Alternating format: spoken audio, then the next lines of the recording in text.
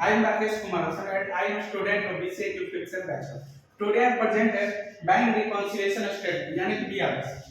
And today I will discuss about introduction of the BRS and difference between the cash book balance and the bank statement balance.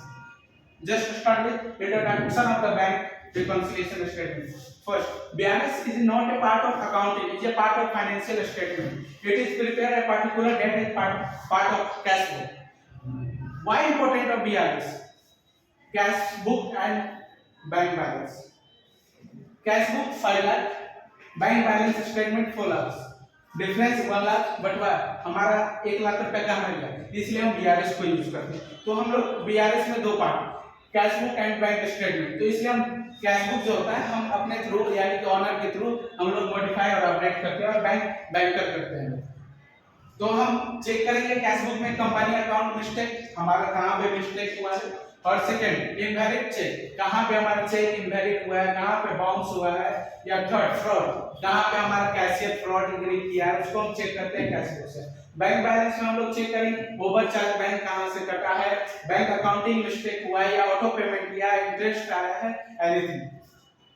Bank reconciliation statement difference cash book balance and bank statement balance. Cash book का तीन type, single double triple, और bank statement. तो देख cash book, cash book is the one is which all the cash received and cash payment including the fund deposit in the bank and fund withdraw from the bank। cash book क्या होता है? cash book हम लोग honour या cashier के द्वारा edit या update हम लोग करते हैं, उसको हम लोग कैश बुक करते हैं। ये cash book at a time हम लोग मॉडिफाई या अपडेट करते रहते हैं, लेकिन bank statement modify at a time नहीं होता है, क्योंकि वहां से बैंक से जब तक पैसा नहीं कटेगा तब तक वहां पे हमारा ना कोई मॉडिफाई होगा ना कोई अपडेट होगा।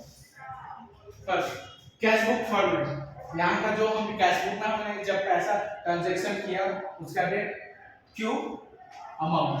कैश बुक क्या है? कैश बुक हर ट्रांजैक्शन को हमारे रिकॉर्ड करके रखता है, सारे ट्रांजैक्शन को ऑनर के थ्रू या कैशियर के थ्रू कैशियर रिकॉर्ड करता है। बैंक स्टेटमेंट भी रिकॉर्ड करता है, लेकिन बैंक स्टेटमेंट अपना जो ऑनर का पर्सनल है उसे पर्सनल के लिए रिकॉर्ड करता है। Bank statement, a bank statement refer to the list of entries to each account holder that have been made in their personal account which is the maintain by the bank. मैंने कहा था कि bank statement सिर्फ owner के personal account से deduct करेगा cash book को, तो इसलिए ये account statement date value date description क्यों आया क्यों गया, और चेक नंबर जो हम चेक इशू किए तो उसका cheque number, debit and credit balance.